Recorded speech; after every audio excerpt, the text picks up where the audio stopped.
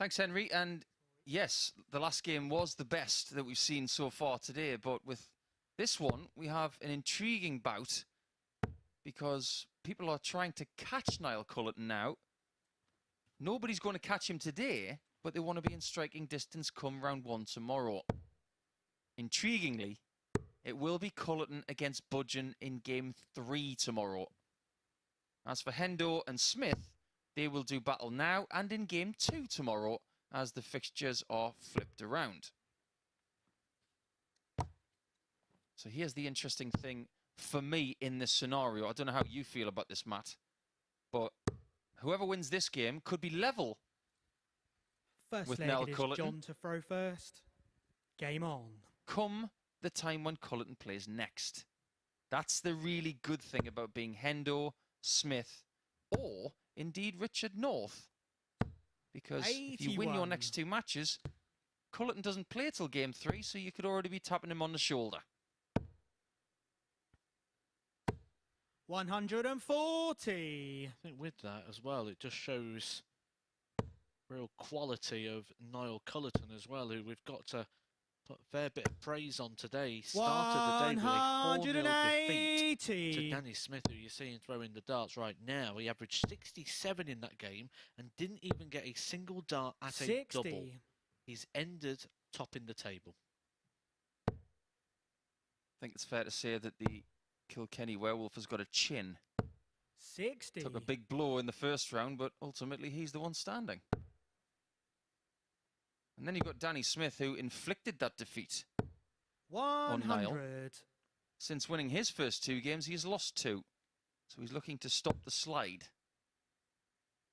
How would you categorise Hendo's first day here? 40. I think I'll categorise it the way I'd expect him to categorise it as well, and that is a disappointment.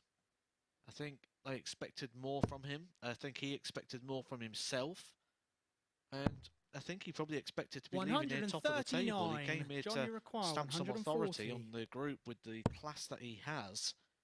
And I think maybe fatigue's got the better of him today. I think a bit too 60. much on the Danny requires 62. The darts this past couple of weeks has just caught up with a near 50-year-old John Hendrson. John, you require 80.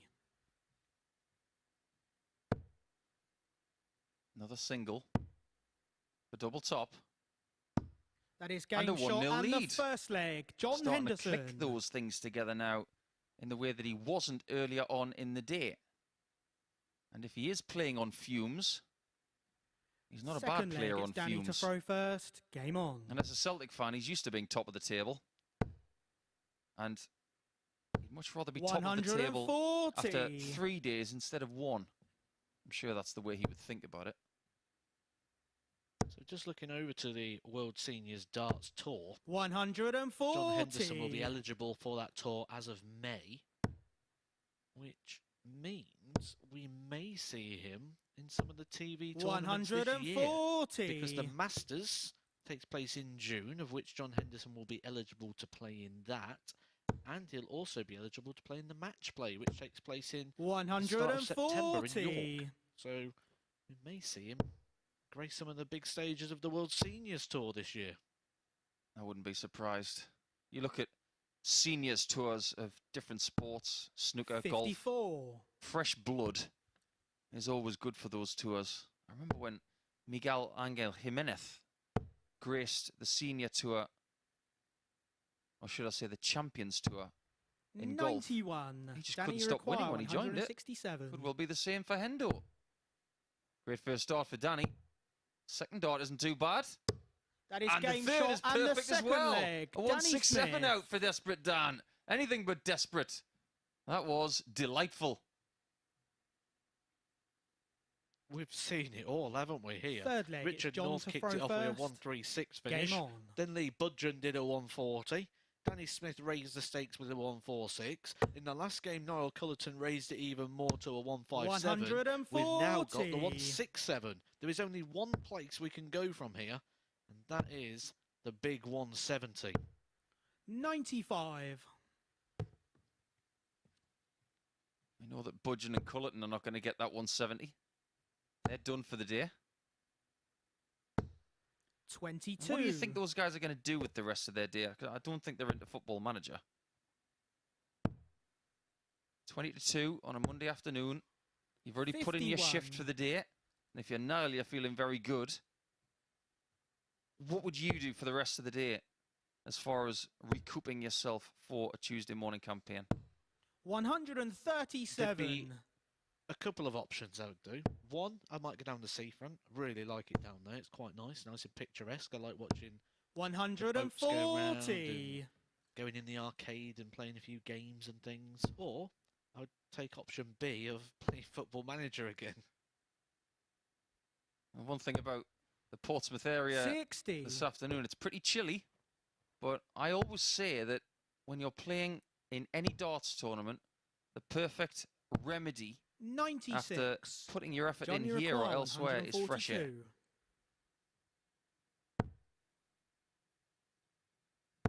One of the things I did really enjoy about the old venue in 50. Southampton, I used to really enjoy Danny it down Uruguay, there. 119. Big fan of that, and it was quite close to the seafront as well. Is Danny going to enjoy this? It's the bull again. 94. He fancied it. He thought it was in. John Uruguay, 92. Hendo survives. Is he going to go double-double? Well, I think he did, half-heartedly. It's not his usual tactic. In that spot, he would usually go for a treble 16 or maybe even a treble 12. 52. But I think he's been seeing a lot of Danny players going Uruguay, double-double route. I 25. think he's trying to massage his game into a somewhat new echelon. Double 4. That's game shot And and the Smith takes the third lead. leg. Danny Smith. He's playing better now in game 5 of his day than he has in game 3 or 4. That's for sure. There's actually a Fourth leg, it is Danny to throw story I first. can tell you about when I Game on. did play in this in Southampton in the old venue, and it was a really hot day, and that was a hot venue in there anyway. It was very, very warm. And I came out of the 85. venue and I thought, right, I need to go cool off for a bit. I'm going to go down to the front, and there's only a little bit that you can actually get on down there in front of the park down there. And I've gone down, I've laid 60. down, I've took my shoes off, and I'm just cooling off next to the sea. And I must have dozed off for about 5-10 minutes at most. And I've woke up and the sea has come 134. forward and claimed one of my shoes. So I lost a shoe. And I then had to walk through Southampton with one shoe on and one 100. sock. And you can imagine you're trying to put more weight on the one shoe because you don't want to put the weight on the... So I'm like semi-hopping down the road with this one shoe on. 45. And yeah, I had to start playing in trainers then for the rest of the week. I can't believe that's the first time I've ever heard that story. 134. Just another good story from the tour. Whether it be the Pro Tour, the Challenge Tour, the Modus Super Series, or beyond. Great 140 from Danny. 140. He's in 2-dot range now and Hendo's in trouble. He may have to settle for 4 points. But settle he doesn't. 137. He's in 2-dot range and it's an Danny easier Uruguay, 2-dotter as well. 97. Does he go double-double here? Well, maybe in that spot the 57. double-double was the right call. He chose not John to go for it. Uruguay, 70. It's going to be 10s. Is it going to be tops? 50. Just shy. Danny Uruguay, 40. Well, that's a rangefinder. That's game shot Well, and the he fourth points leg. to the board Danny Smith. somewhat sighing, thinking, well, the first 2 dots were so poor that I can't believe I still won the leg. Fifth leg, My it's first John dart to was a throw good first. inch and a Game half on. high. Then he was an inch low. And if I'm being super critical, the third dart in the double 10 was what? Inside 85. the top, well, the bottom 15% of it. It wasn't a good shot. And let's go back to what we said earlier, though. Those shots that really inflict 60. the most pain is when you do it with the last dart in hand while you're John Hendrson sat expecting to return return on a 3 darts in hand to win the leg and level it up, and break the 96. throw back, have the throw moving forward. And with that very last dart, Danny Smith 100. found the double and just continues to inflict a bit more misery on John Henderson, who's, look at the action from the side, this is not something you'd teach or coach somebody. It's not an advisable throw, but it's one that certainly filled the pocket of John Henderson for a few years. I actually threw like John 60. Henderson for one day of my career. When I was in Melbourne at the Etihad Stadium, trying to break the world record for the longest bullseye ever hit. 140. Because I needed the momentum of rocking backwards and forwards to get it to land from 5.62 meters. 60. And after John, you 2 hours, require I hit the 40. bullseye. Double top to stay in the match. Surely. That's game That shot had to and go the in. fifth Just a leg. half-decent John dart would have Henderson. registered there. And he gets more than half-decent. It's actually a second chalk mark in this game. 2 more needed to finish Sixth on leg. 6 It's points Danny for to the throw day. first. Game on.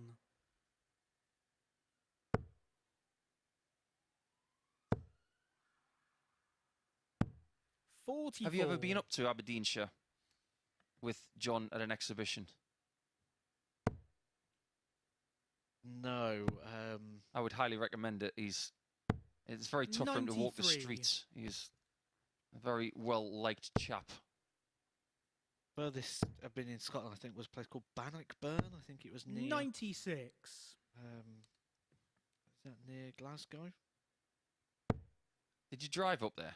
I did, and yeah. So you would have driven past Ecclefechan, 140. one of the most humorous names of places in the UK. Well, I actually have an interesting story about that as well. So I got myself a Mars bar.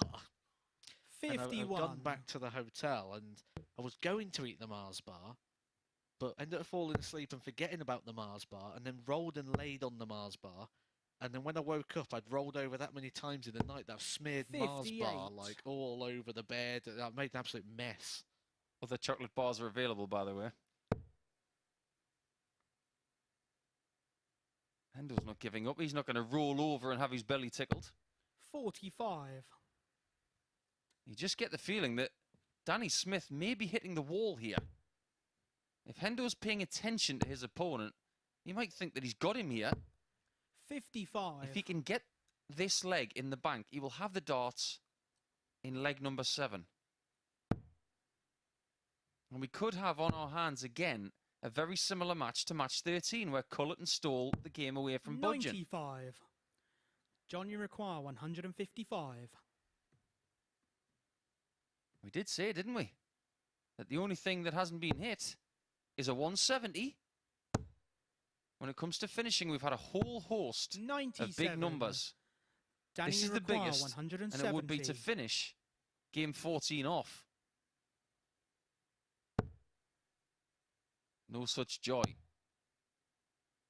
And he might not get any joy at all. 58. As John, he you hits require 58. what John needs. Double top. 38. Chance for Smith. Slightly easier. Danny, you require 112. But his aura does not give off one of positivity. And he doesn't get a shot. 60. John, you Give require himself 20. a bit more hope. Just assessing the situation, looking at the board.